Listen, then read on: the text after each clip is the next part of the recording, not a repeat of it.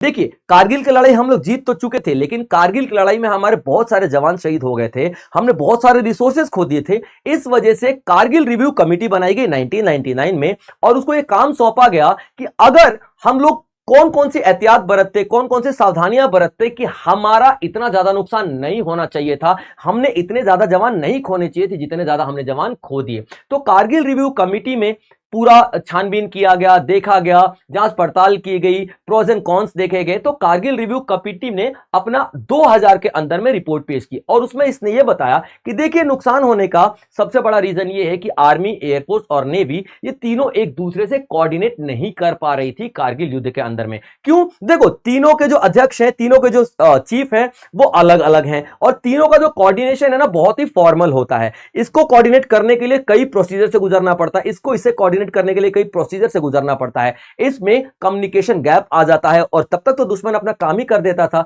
इस वजह से कारगिल में हमारा बहुत ज्यादा नुकसान हुआ है।